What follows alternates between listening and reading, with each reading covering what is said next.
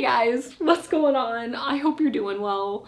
I'm honestly a little nervous to film this video. This is gonna be my review of A Court of Mist and Fury, but it might be a little bit of a rant because I didn't like it. Okay, I'm sorry, I didn't like it. I thought I was going to. I thought I was gonna find my peeps. I was gonna find my series. I thought I was gonna fall in love, all of this stuff, but I honestly, it's kind of one of the worst books I've ever read, and I feel so bad for saying that. I love you. I really do. I don't think you have bad taste. If you've watched me before, you know that clearly I have questionable taste. But it was not vibing with me, man. I have like some really big issues, and there's things that I feel like people aren't talking about because I was going through reviews after I finished the book trying to figure out why I'm crazy, like what I missed. But there's things I don't agree with, and then other things that I feel like people are just blatantly ignoring or they're not talking about. So I need to bring a voice to them, I guess. But this is gonna be my venting video, all right? That's basically what I'm getting at. Buckle up. I might become a spicy meatball. I may say some things. I don't mean to be mean if I come across that way.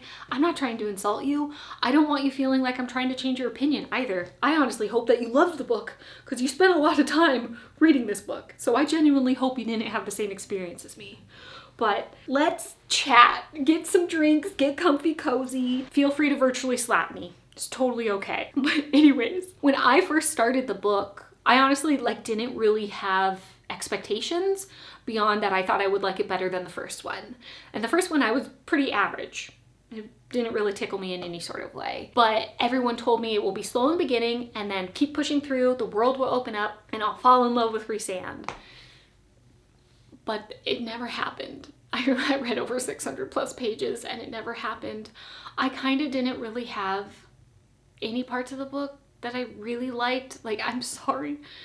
Most of this book is just a con for me, okay? I think I realized that Sarah J Maas isn't for me. She's not my author. Clearly she's talented. She's made a worldwide phenomenon with her characters and her stories. But just the way that she writes and her execution just isn't in the style that I enjoy. I would have done things differently. So I'll expand on that because actually at the end, I feel like we could have done some really cool stuff and would have been really interesting to watch, but it didn't happen. So I'll share that at the end. But when I first started, I kind of had a very positive outlook and it kind of started to go downhill pretty quick. I did appreciate that with Feyre, she is struggling. She didn't just all of a sudden become better. So I appreciate that we're watching her kind of deteriorate after what had happened under the mountain. It really, really affected her. So I liked that, but being in her head, even though I sympathized with her, I felt like she came across really selfish and very whiny. It seemed like she didn't understand, she didn't comprehend that the task that Tamlin had of rebuilding the court, rebuilding the political structure, making it safe again because Amaranthus monsters are still out there. It felt like she didn't understand that. She was just so focused on herself, on how she wanted out. And I understand, don't worry, I understand what Tamlin was doing was not what was best for her. I totally get it. But at the same time, I don't have the same feelings for Tamlin that everybody else seems to have. I might kind of defend him a little bit. Okay, I'm sorry. I knew going into this that he was going to do something really unforgivable. Everybody was talking about it. It's going to be this big atrocious thing. But I didn't know what. And then it came and I literally was like, what? What? He locked her in a room. Why is this a big deal? Let me just state, I understand what he did was bad. It wasn't what Feyre needed. But at the same time, okay, I'm gonna call it as I see it. I don't think it was abuse. I really don't. I think it was a trauma response. To me, the way that it read, let me explain because I know you might be seething. It read to me, I felt like I could see his anxiety on him, but he didn't do this out of malice and he didn't do this as a power play. It felt like this is what gave him comfort while he was out trying to deal with building the spring court up and dealing with all those situations. He basically needed Feyre, to work within the confines of what gave him comfort for his trauma, which makes sense because honestly, it's really kind of perfect how he's responding because he was rendered useless under the mountain. Like completely useless. He's watching the woman that he loves, the woman that he sent away, by the way. He literally, at the risk of his court and himself, sent her away to be with her family so he could go with Amarantha because he saw no end in sight. He didn't want Feyre to be a part of it. And then she shows up and she's going through these trials. She's literally getting tortured and Rhysand is doing a bunch of terrible things to her and Tamlin just has to watch. He literally can't do anything. And then he watches her die. So of course it makes sense that he's overcorrecting. You know, like that's literally his response. It's complete overcorrection. I need to keep you safe. I need to keep you in this room. I need to keep you here because I know you're safe within my home while I'm out and I'm gone dealing with making sure everybody else is safe and everybody has a good life now. I understood it. Was it right? No, not at all. It's very clear from the beginning that their relationship is purely physical, that their love really didn't withstand all of the trials that went on under the mountain. But I don't feel like it was the abuse that everybody's kind of making it out to be. And I actually find it kind of ironic, I'm not gonna lie, that Sarah J Maas wrote it in a way where Feyre is just thinking he's this terrible guy, that he's abusive, that he just wants her to be this China doll, and acting like only Rhysand and Feyre are allowed to have trauma while completely ignoring Tamlin's. And she wrote Tamlin in a way that he's basically ignoring Feyre's or oblivious to Feyre's. I just find that very, very ironic. He is the villain. I know that. By the end, he's literally like a James Bond villain. It's like a caricature.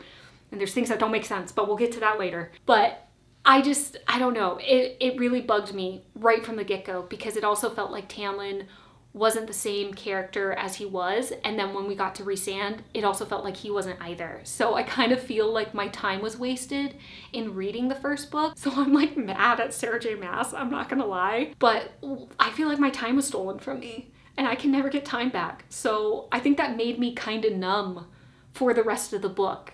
And that's how I felt like right in the beginning. So that might have screwed me over for the rest. Anyways, when we finally get to the part where Rhysand's coming, I felt like it took forever for him to finally come, by the way. But when he does come in, he has like his Maleficent entrance, which I thought was kind of fun and kind of cool. But I didn't understand how we're at a wedding ceremony of a High Lord, okay? Literally, she's about to marry him. Clearly apprehensive. In her mind, she's literally having an episode. Like she was just triggered and she wants out. She doesn't want to be a part of it. She hesitates, screaming that she needs someone to save her. Rhysand comes. I get that. But I don't understand why it's not really a big deal. I thought this was going to be like a really big pivotal moment that we're going to get a lot of emotion out of. We're going to get a lot of conflict, but it kind of just fell flat. But Rhysand takes her. Tamlin can't do anything. We find out that he literally can't do anything because it's like a bond and it's a deal. So he literally can't do jack. He just asks Rhysand not to hurt her. And then meanwhile, when Rhysand does take her to the Night Court, the first thing Feyre thinks of is how dare Tamlin not do anything. But she literally knows that he can't because it's a deal. Whatever. But he takes her at the ceremony, and I'm just going to skip over the week that she spends with Rhysand. But when she goes back, Rhysand had made like a big deal. Like, are you sure you want to go deal with all the problems that is going to be caused by this? You clearly didn't want to marry him. You were clearly apprehensive. Are you sure? And then we do get there and nothing happens. Like, there's not really like a fight with her and Tamlin. There's not even like people at the court really gossiping or like giving like sneers or looks like, hey, what's going on?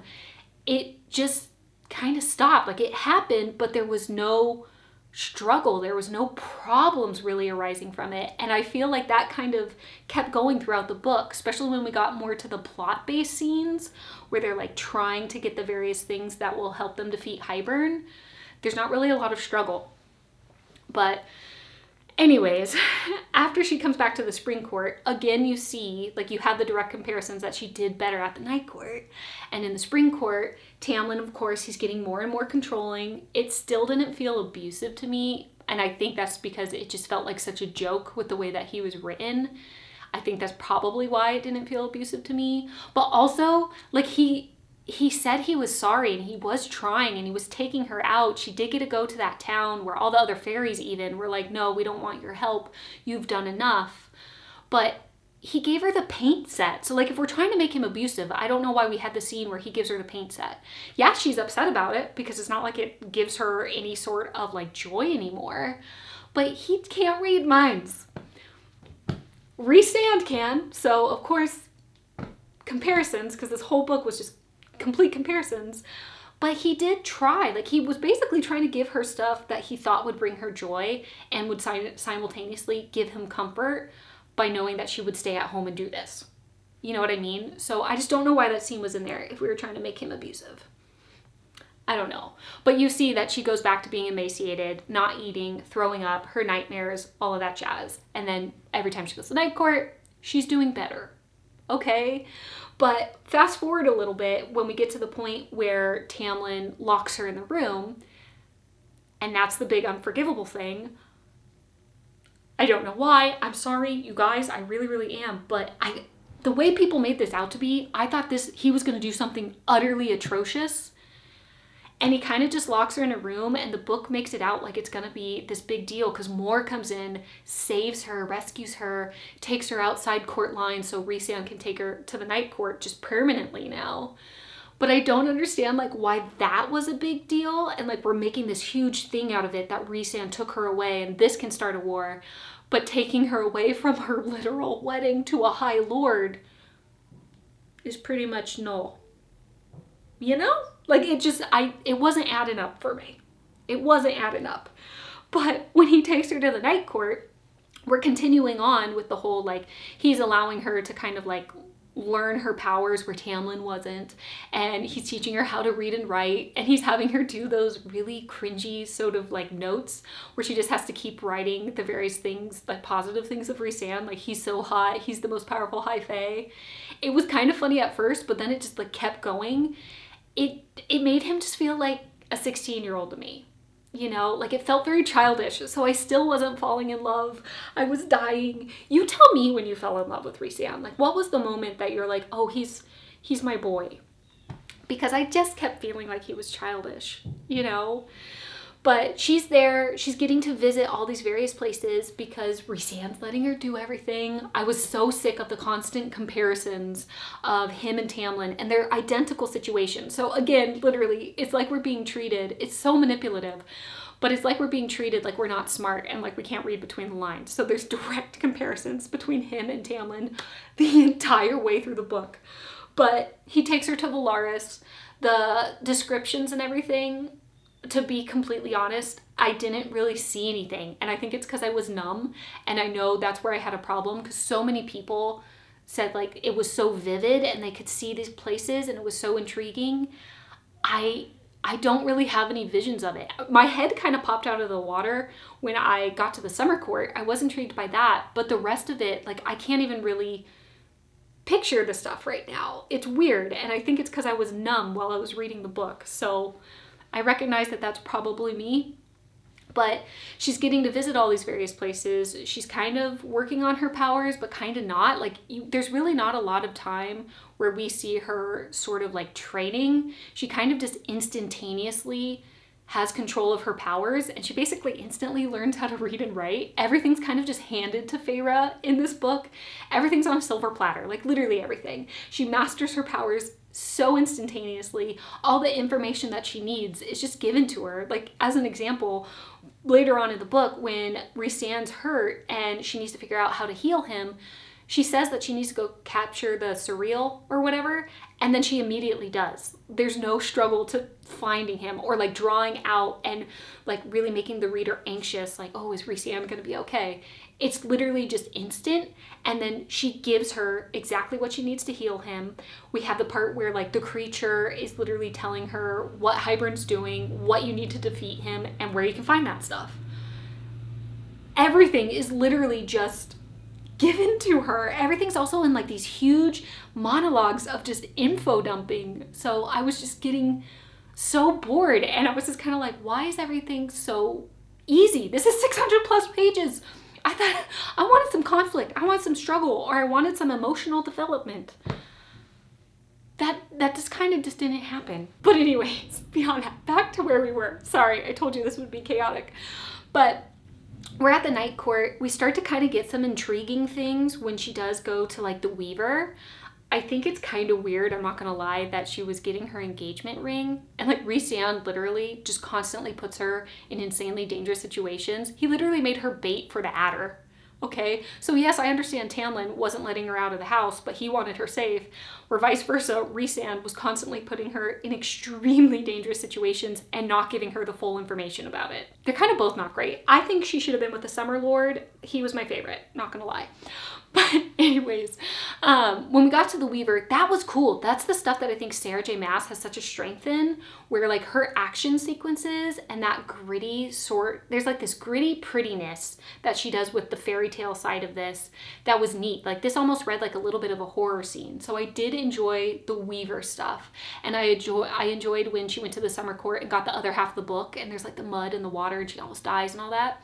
That's really cool. But everything like beyond that is basically just her and Rhysand and kind of developing their relationship, and those scenes that are really cool and really interesting that are more so driving the plot about this looming war is so minuscule. It's only like 10% of the book, if that. So I was just trying to like get to those points, but there's these huge sections of basically nothingness. You know, the characters, like the side characters from the Night Court, the like Bat Gang, if you will. I mean, I guess they're cool, but I kind of feel like they're all cookie cutter. They're all the same. Like they're all over 500 years old. They're all hot. They all have like very amazing powers, very powerful powers. I don't know what I'm saying. And they all kind of have these sassy, sarcastic responses. They're literally cookie cutter, and they all have tragic backstories. It's just, I don't know. There wasn't really a lot being differentiated. Cassian was maybe my favorite because at least he called Nesta on her crap. But I wasn't really, I don't know, attracted to any of the characters in this book. I was so numb, you guys. I was so freaking numb. Fast forward to the part where like she had made that letter and sent it to Tamlin saying that she doesn't want to be there anymore. She found her home. She found herself. She's so much healthier. She's so much better. I'm sorry, but like this is where I'm going to stay. And she runs into Lucien, and Lucian's like, you won't believe what's been going on. Tamlin, like, you should see the place. Like, he's so distraught. He wants to save you. We've been looking for you. And just being in her mind, like, she's dressing them down, like, just talking about, like, how ridiculous are these men? Like, how dare they? I told them I don't want to be there. I shouldn't have to say anymore. What you think is best for me isn't best for me. All this stuff. And I'm over here just like, wait a freaking second. Okay, are we supposed to forget as readers that a huge part of the first book and the beginning of this one is that she can't read or write and that Rhysand controls minds and he seems like the villain and he purposely controls people's minds to make him do whatever he wants? Are we supposed to forget that? You know, like Feyre should have known that. This was such a weird freaking thing to me. It just pissed me off because I was just like, Feyre, you're a dumbass. Okay? We're acting like, honestly, Tamlin, I could see it, receives the letter instantaneously just being like, this is totally Rhysand's work. Last time he saw her, she didn't know how to read or write. So, I don't know. I thought it was ridiculous. I feel like she's just constantly complaining and comparing Rhysand and Tamlin, but it doesn't actually really make sense. It feels like she doesn't actually think things through. You know, so I don't like Feyre. Moving on. Sorry, I know this is chaotic. My mind is almost like mush right now. Let's like get to the romance, I guess. I didn't really connect with it. I didn't really feel it. I could see what the tension's supposed to be, like especially like when they had like that letter passing back and forth, which kind of just felt like texting. But I, again, felt like Rhysand was just childish. Like the whole like licking the wounds thing. Leave it at that, okay? Don't keep expanding on it. Let's just leave that little bit of sexual tension there. But it just kept going and like talking about the wingspans and what they're correlated to and what would you like me to lick or come lick my wounds, all this stuff. It felt like a 16-year-old man, and he's over 500 years old. I was dying. The romance, I just wasn't seeing it. I guess, like, my head popped out of the water again, if you will, when they're in the nightmare court and she's like on his lap. But even with that, I kind of was still disconnected because I didn't really understand why that had to be the distraction. Like, yeah, it was fun, I guess. We got some tension, but I don't know. I just don't know why that had to be the distraction. So I was kind of like, okay, well, clearly y'all want to get together. But Feyre is still like butthurt and thinking about Tamlin. I don't understand why. We keep trash talking him in her mind, but simultaneously she's keeping herself from Rhysand. I didn't get it. It literally felt like it was just to make this book longer. And this book was so freaking long. But when we got to the part with chapter 54, she knows that she's his mate. By the way, I just want to say this.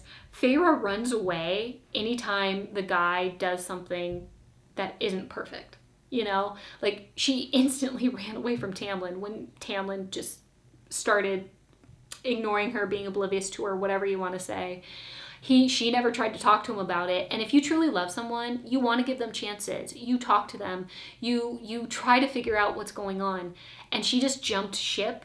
And then Rhysand, when she finds out from the surreal that she's his mate, she gets upset. And he's practically dying. At this worst time, she fixes him and he's literally still in pain. And she's like, what are you talking about? This is ridiculous. Why'd you hold this information from me? You lied to me. Girl, the whole book, he kept just saying, it's your choice, it's your choice. Of course he didn't want to just tell you we're mates. He wants it to be your choice. But then she just runs off. Feyre really bugged me. I don't really like her as a woman, but anyways. When we get to chapter 54 and he's going through his confession of everything, I just kept rolling my eyes because honestly, Rhysand to me, he's like a lovesick puppy. He's so perfect. He literally doesn't have flaws. He's the strongest, most powerful fairy in the land. He literally has everything. He's Feyre's perfect mate, if you will. There's no flaws, no struggle. It's just, again, shoved down your throat that you have to like him. And it made him boring to me. So when he was having this big long monologue talking about everything, I just didn't care. Especially because it felt like there's just a throwaway sentence of what he did to her under the mountain. And he doesn't actually say, I'm sorry, by the way. I don't know if you guys noticed that. He didn't actually say, I'm sorry. But he did abuse her in the first book. He was this morally gray villain in the first book that at least was interesting. And I thought he was an ass, but I was hoping that we could watch him, kind of have a redemption. He just switches to being perfect with one sentence basically saying, I did it for the greater good. I'm sorry, I'm not believing it. But he literally branded her. He literally physically assaulted her. He controlled her mind. He made her dress scantily clad and give him lap dances in front of Tamlin. And he literally says that he did it to make him jealous. And he kisses her, without her consent. He didn't have to do that. Yeah, you might be thinking the paint on her body was all messed up. He didn't have to kiss her in order to show that. And I know a lot of people were upset because they're like, well, Tamlin should have been saving her. And even Rhysand says that. When I saw Tamlin with you and he just wanted to make out with you, not save you, I just wanted to kill him. Dude, the impression I got was that Tamlin saw no way out with Amarantha. He saw that everything was coming to an end. And I honestly think that he thought that Feyre was going to die, that she wasn't going to make it through the trials. But whatever. Rhysand explained away. We just have to love him. I didn't sympathize with his explanation whatsoever. I thought it was really weird and kind of this kind of odd throwaway comment that the whole mate bond is secured once the female offers him food. It really just felt like we're just trying to connect the sentences from when he was being a little flirtatious earlier and said, when I finally have you, I want you splayed as a feast on a table for me. And then we have this section where, well, if you offer me food, then our mate bond secures and we're just gonna act all feral and we're just not gonna be able to stop having sex. And then the last line within that chapter is, well, then eat. And then chapter 55, they have sex and he eats her out on the table. That was all just to make it connect. But that just felt like such a weird throwaway thing for the food. Anyways, that's really not that big of a deal. I don't know why I'm bringing it up. But chapter 55, when we did get to our intimate stuff with Rhysand, I was still kind of pretty numb through it. I guess it was better than the other sections because we actually had some action. But I don't know, it didn't tickle me very much. I thought it was funny with the whole mountain shaking and all that jazz. It's causing avalanches and whatnot. But I don't know. I never fell in love with Rhysand and I wanted to. But he's too perfect for me. He's literally, nothing's wrong. Nothing's freaking wrong. But anyways, moving on. They're mated. They're basically having sex all the time. Whoop-de-doo, cool stuff. Let's move along with the plot. So we have more scenes where, you know, they're trying to get the other half of the book and they're trying to get to Hybern, all this stuff. But every time, like talking about how they got the other half of the book, every time they're in a situation that kind of drives the plot forward, it's literally just that. There's no building any sort of struggle for them to get the things that they need. There's no like building any sort of tension between the characters. They kind of just get things instantly. For example, like when they did get the other half of the book and they're under like the water and the mud, her and Amarin and all that jazz. That was cool watching that part. But then they're just saved. And it's those Drake things, I can't remember the name of them, but when she was at the spring court, when Feyre gave the bracelet to them, it turns out like that was literally just to be a plot device so that character could then come in and solve the problem instantly and just save them. You know, I felt like the parts that I wanted to sink my teeth into, I was kind of robbed of because we didn't expand upon them. And again, this was 600 plus pages. We had the time, we had the pages to do it. But when they finally get to Hybern and they're trying to destroy the cauldron or whatever it is, and we have the human queens come in. First of all, I guess before we get into the Hybern stuff, the queens, I felt like it was really predictable. Of course they weren't going to want to help them, especially like, why would you think that just a sappy love letter was going to convince them to give you the half of the book? Like, if this has all this powerful and they're in control of it, one love letter is gonna make them give it to you? I don't know. I thought it was weird. But I don't know if y'all noticed this. The pretty queen is the one who gave them the book. The ugly ones, the ones who are just incredibly vain and want immortality, those are the ones that side with Hybern. All the good people are pretty. I don't know if you noticed that. Anyways, I thought it was really predictable that of course they're not going to help them. But I did think it was weird once we got into the Hybern bits at the end. I thought it was weird that they needed proof watching a human turn into a fairy, because Feyre is not enough. But even at that they had two, so they brought in her sisters, and it really just felt like that's because we want to have more books in this series. It didn't actually make sense for the plot, if you know what I mean. So I thought that was really weird. I also thought it was weird that Hybern renders all of them useless, even though Rhysand's the most powerful fae in all of the land, and apparently so is Feyre. She even has like more powers beyond what the 7 high fae have. Amarin's like this ancient creature, but as soon as it's time that we get to Hybern, they're just useless. Like instantly just useless. Like it just, I feel like there was an opportunity to make that a lot more crazy, but it just, whatever, they're rendered useless. So we're watching as our characters, as our sisters, are being changed into fairies. But I had issues with that too. Tamlin and Lucien are there. Again, Tamlin, this didn't make sense, but he clearly still cares for Feyre, and I still kind of feel like it wasn't abuse because he's apprehensive about her sisters being there. It's like he doesn't want Feyre to get hurt by her sisters being changed. But he's also coming across as the Bond villain because he's basically just saying like, yeah, I'm gonna go to war.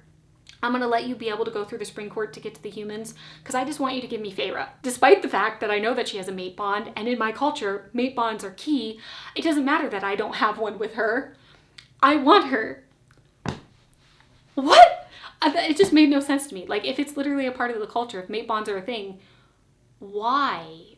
Wouldn't he just look for his mate? Like, it didn't make sense. It didn't add up. But anyways, the sisters start getting changed. Elaine gets thrown in. You have to be strong, strong-willed, all that jazz. So I don't understand why she turned into a fairy. I mean, I do. I know it's because so she gets her own book. But she's not really described like that. So I was kind of hoping she was going to pop out dead. And then that's why we need Nesta. And that's why we had 2 people. But that's not what happened. She pops out. And then we find out immediately that she's Lucien's mate. Okay, I actually think it would have been more interesting if she was Tamlin's mate. This was the part that I was telling you, like, what I would have changed. I think it would have been so cool because then what would happen? It would be so interesting to watch this. Is Tamlin going to dig his heels in deeper because he hates Feyre and Rhysand so much? Or is he going to have this redemption, which I know won't happen because of what Sarah J Maas said, but would he have this redemption of trying to figure out how he can get out of Hybern's control? Because he wants to be with Elaine. And then also, how would Elaine react? she's his mate, so she's gonna want to love him, but at the same time, she's not, because what he has done to Feyre and how clearly he is a villain. So how would their relationship be? How would Nesta's and her relationship be? Because Nesta hates the Fae, and even though she becomes a fairy, is that gonna like completely corrode their relationship and have her get a stronger one with Feyre? Would she try to kill Tamlin? What would happen? I think it could be so interesting. And then Elaine and Feyre's relationship, would that deteriorate? Which would suck, because she doesn't have a great relationship with Nesta. I think there could have been so many great opportunities with making Elaine Tamlin's mate. I think it could have been so cool. I really, really do. But that's not what happened. That's fine. It's Sarah J Maas's book. But then, why do we need to throw in Nesta into the cauldron? Why wouldn't we have just killed her? Honestly, why wouldn't have we just killed all of the other fairies? Because if Hybern saw what they were doing and what they want to do, instead of just rendering them useless, why didn't he just kill them? You know? But Nesta's literally struggling. She's putting up such a huge fight, which at least it was interesting. Like, you can see, like, she's like cursing Hybern, and you can tell that she was fighting under the waters. And I did like the line of, you could tell when she popped out that she's something totally different. Like, something happened. There's some sort of strength within her. That was intriguing. I fully admit that. I'm not going to read the other books because I can't put myself through this again. But I will admit that was a great line. That was intriguing. I liked that there. But I just don't understand why Hybern didn't kill her before then. Because he already has the proof for the human queens. And Nesta was being terrible, putting up such a fight. Why not just kill her? You know? But, oh well, that's that. I guess I'm curious to see how Nesta will be now that she's a Fae, because she hates them so much. And clearly her and Cassian are together. Everyone basically has a mate. Mor and Azriel are together. Cassian and Nesta are going to be together. Lucien and Elaine. Feyre and Rhysand. The only one is Tamlin. And I know it's because he's based off an abusive ex of Sarah J Maas, but I'm sorry. I still stand behind that his character was butchered. It was really butchered. But anyways, I'm not done yet. I'm sorry. I gotta complain some more. Okay, the ending. All right, this is what I kind of pictured Dave Chappelle being there, and I know that sounds weird, but you know this like skits where he goes, "Gotcha, bitch." That's what the ending felt like to me, because I know a lot of people saw this as a plot twist. I didn't. I thought this was just terrible writing, but Feyre pretends that she's out of Rhysand's control and that she wants to go with Tamlin, and we have that whole thing of her saying like, destroy my bond, I don't want to be with him, I want to be with Tamlin, all that jazz. And then Hybern destroys the bond. We see it, we feel it, literally it's like a cracking in their brain, and you're just like, oh crap, okay, they're getting rid of the mate bond, which would have been cool, by the way. I would have fully supported that. This could have been interesting to watch. Honestly, I might have actually read the other book if this stayed this way. But we literally see that they're in pain. They rip off the glove and the tattoo's gone, okay? So, all right, we didn't rip off the other one. I guess that's okay. Personally, I feel like I would have taken both off, whatever. But they took off the glove, it's gone. We just felt, and we could see within Feyre and Rhysand within the chapter that they were tormented when the bond is taken away, okay? I'm believing it. I'm like, oh, I'm eating this up. Dude, just turn the next page, all right? Because literally right then and there, they're just like, oh no, the mate bond's not gone because our love is too strong. It's too true. We still have the mate bond, and we still have the connection where I can communicate with them. Gotcha, bitch. Gotcha, bitch. I was so sad and mad. What's the point? What's the point? I don't get it, you guys. Because that would have been cool, like going into the next book, seeing her trying to infiltrate the spring court and basically being on her own, really getting a chance to see her agency. Because in this book, I know a lot of people felt like Feyre, like she's getting her agency after being in an abusive relationship, but she just jumped from one man to another. She didn't do anything on her own. So I feel like if we kept to them not having a bond and not having the like being able to communicate through the tattoo, that would have been so interesting, seeing her like trying to infiltrate the spring court, trying to get information out to the nighttime court or to the night court to Rhysand. And it also would have been really, really cool seeing her and Rhysand come back together, not having the mate bond, and trying to find their love genuinely with one another, because then it would truly be her choice again. You know what I mean? That could have been really, really cool. But it's all nixed, and we're all just making it easy. So everything that was cool at the end was taken away literally by turning the page. Like literally by turning the page. So that killed me inside. But yeah, that's it. I don't know. There's probably more. I'm numb. My mind is mush. I'm not continuing on. I'm sorry to say. Feel free to spoil the other books for me. That's totally fine. I'm done. I'm done, man. I'm gonna go back to Bleed a Crystal Bloom. I had a good time in that book, and that also dealt with like more adult themes. There was like abuse, and it was dark, and it was gritty. The world was really cool, so I'm gonna go back there, okay? I'm not a part of the ACOTAR fan base, and I'm bummed because I want to be a part of the community. I wanted to drink the Kool-Aid, but I didn't. So that's that. But anyways, that's enough of me ranting. Again, I'm sorry if I made you upset. I'm sorry if you don't agree with me. That's fine. If you want to argue, if you want to fight, that's cool. I'm scrappy, but I'll chat to y'all later, okay? I'll see you next week, I guess. All right? Bye.